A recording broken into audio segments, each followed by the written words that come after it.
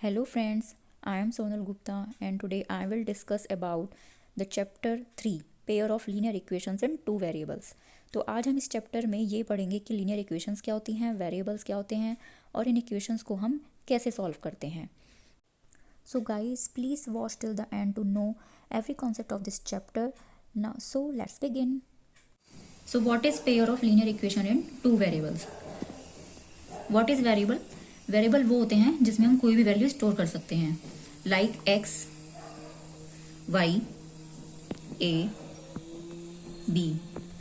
तो जैसे ये हैं वेरिएबल्स हैं, इनमें हम कोई भी वैल्यू स्टोर कर सकते हैं। जैसे एक्स में हम 2 कर सकते हैं या 3 कर सकते हैं, Y equals to 5, A equals to 10, कुछ भी कोई भी वैल्यू हम इसमें स्टोर कर सकते हैं, तो वो होते हैं वेरिएबल्स। अब बात आती है टू वेरिएबल्स की इक्वेशन। सबसे पहले अगर मैं लिखूं 3x + 5 = 0, तो ये हमारी क्या है, एक इक्वेशन है, लीनियर इक्वेशन है। लीनियर इक्वेशन का क्या मतलब होता है, जब हमारी हाईएस्ट डिग्री ऑफ वेरिएबल 1 होती है, तो वो होती है हमारी लीनियर इक्वेशन। लीनियर इक्वेशन, इसमें x की पावर 1 है, हमारी हाईएस्ट डिग्री क्या है इस इक्वेशन की, 1 है, तो इसका मतलब ये हमारी एक लीनियर इक्वेशन है। अगर इसकी पावर हमारी होती 2, तो ये हमारी कौन सी होती, क्वाड्रेटिक इक्वेशन होती, क्वाड्रेटिक इक्वेशन। लेकिन हम इसमें बात करेंगे लीनियर इक्वेशन की, और वो भी किसमें, टू वेरिएबल्स में। यहाँ पे एक ही वेरिएबल है तो ये 1 वेरिएबल इक्वेशन हो गई, लेकिन हम बात कर रहे हैं टू वेरिएबल्स की, तो ये आएगा 3x + 2y = 10, या फिर 4x + 5y = 12, या एक्स वाई की जगह कुछ और भी हो सकता है, जरूरी नहीं है कि एक्स वाई ही लेने हैं। जैसे कि हम 3m ले सकते हैं प्लस 4n = 13, या 4m + 5n = 16। मीन्स हम वेरिएबल में कुछ भी लेटर हम ले सकते हैं। तो बात आती है पेयर ऑफ। पेयर ऑफ का मतलब है हमारे पास 2 इक्वेशंस होंगी अलग अलग, और हमें उन दोनों को सॉल्व करना होगा। अब इन दोनों को सॉल्व करने के लिए, इनके पॉइंट्स निकालने के लिए हमारे पास 2 मेथड्स हैं। First is graphical method and second is algebraic method.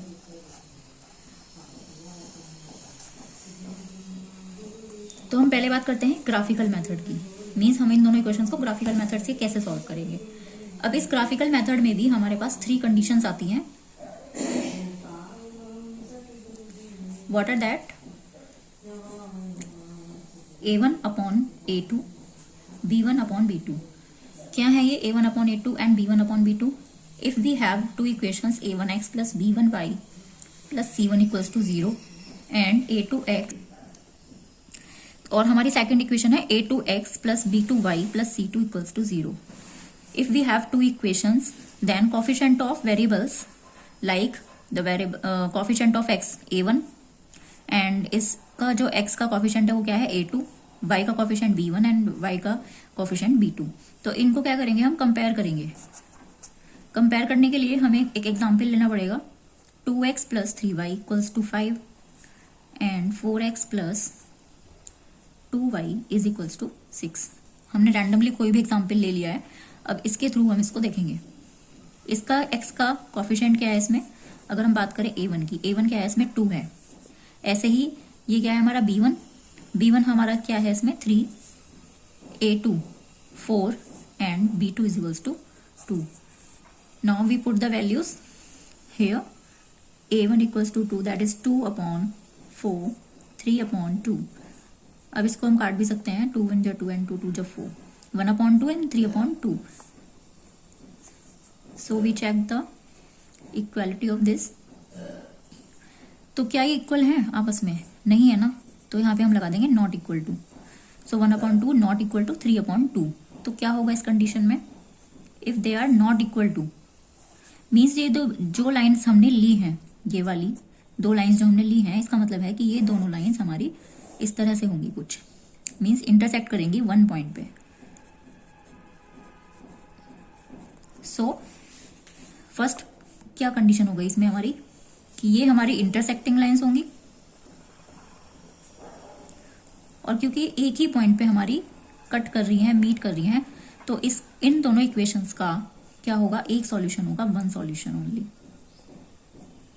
One solution यानी कि यूनिक सॉल्यूशन होगा इनका। और ये दोनों इक्वेशंस क्या होंगी, कंसिस्टेंट होंगी।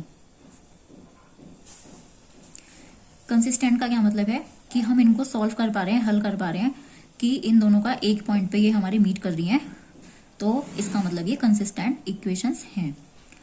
ये सब बातें मैं क्यों बता रही हूँ, क्योंकि हमारी सारी क्वेश्चंस में यूज होंगी। ठीक है, अब हमारी सेकंड कंडीशन कौन सी आएगी,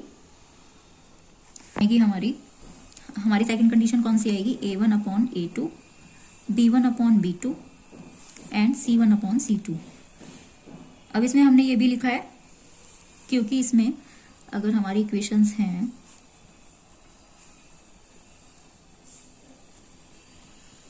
मान लिया दो इक्वेशन है हमारे पास, तो इसमें A1/A2, B1/B2 और C1/C2 इन तीनों को चेक करेंगे। क्यों करेंगे, क्योंकि इसमें A1/A2 अगर इक्वल है B1/B2 के, तो फिर हम ये वाली कंडीशन भी इसमें चेक करेंगे कि क्या ये हमारे इक्वल है या नहीं है।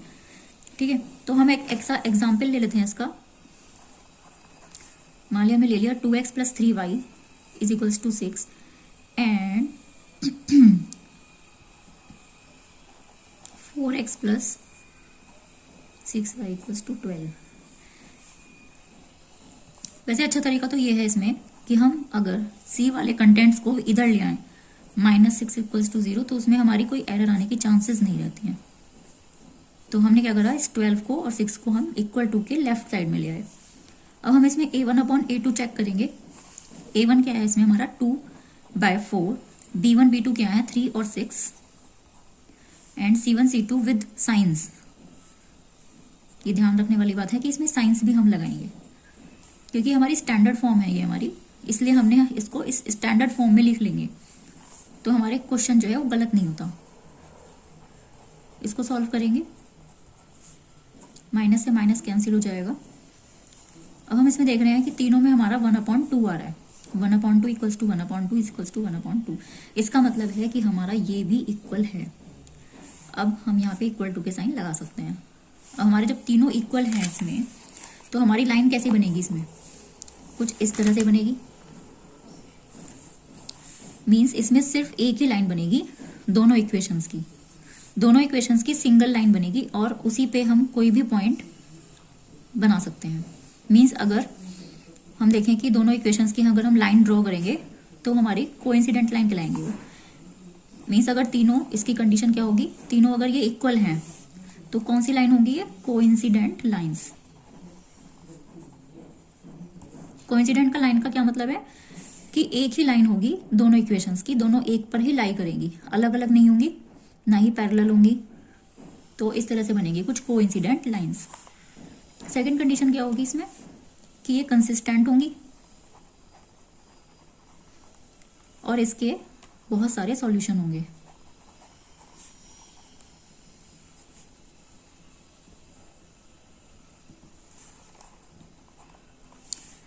बहुत सारे सॉल्यूशन क्यों होंगे इसके, क्योंकि दोनों लाइनें जब एक ही हैं तो हम कोई भी पॉइंट रख लें, कहीं पे भी पॉइंट निकाल सकते हैं, तो बहुत सारे पॉइंट्स होंगे ना, तो इसलिए हम इसके इनफाइनाइटली मैनी सॉल्यूशंस होंगे इन दोनों इक्वेशंस के, और कंसिस्टेंट होंगे क्योंकि इसको हम सॉल्व कर सकते हैं दोनों इक्वेशंस को, इसलिए हमारी कंसिस्टेंट होंगी।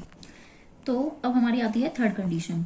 What is the third condition, A1/A2, B1/B2 and C1/C2।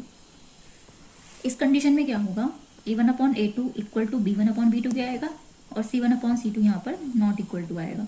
Means हमें ऐसे इक्वेशंस दी जाएंगी जिसमें ये दोनों इक्वल आएंगे और ये दोनों नॉट इक्वल टू आएंगे। तो ऐसा एग्जाम्पल ले लेते हैं हम लोग, जैसे कि 3x ले लिया + 2y = 6, 4x + 4y = 19। तो ये एग्जाम्पल ले लिया हमने। अब इसमें A1/A2 चेक करेंगे। What is A1? A1 is 3, A2 4, B1 2, B2 4 and C1 6 and C2 = 19। ये हो जाएगा 3/4, 2/4, 6/19। सॉरी, यहाँ पे मुझे 6 लेना चाहिए था। सो 1/2 1/2 और ये कटेगा ही नहीं आपस में। तो अब हम देखेंगे इसमें 1/2 1/2 ये तो दोनों हमारे इक्वल आ रहे हैं, बट ये हमारे इक्वल नहीं आ रहे हैं। तो ये वाली कंडीशन बन गई ना हमारी। तो इस कंडीशन में क्या होगा, जो हमारी लाइंस होंगी वो क्या होंगी, पैरेलल लाइंस होंगी। पैरेलल लाइंस का मतलब समझते हैं ना, सब जगह से एक इक्वल डिस्टेंस होगा। मीन्स अगर हम इनको आगे भी बढ़ा दें तो ये कभी आपस में मीट ही नहीं करेंगी, और चाहे इधर बढ़ा दें तब भी ये हमेशा ऐसी रहेंगी, कभी मीट नहीं करेंगी। तो these are the parallel lines.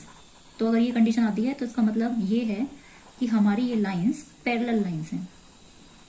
और जब पैरेलल लाइंस हैं तो इनका कोई भी सॉल्यूशन नहीं होगा, जब कहीं पे ये मीट ही नहीं करेंगी आगे, तो इनका सॉल्यूशन कैसे होगा। तो हम कह सकते हैं, we can say no solution. And third condition क्या होगी, दीज आर इनकंसिस्टेंट। इनकंसिस्टेंट क्यों है ये, because these are parallel lines, so this is inconsistent. So we have 3 solution here. So guys, I hope आप लोगों को समझ आया होगा आज का session, and further we will discuss in next video our next method, algebraic method. Okay, thank you, bye.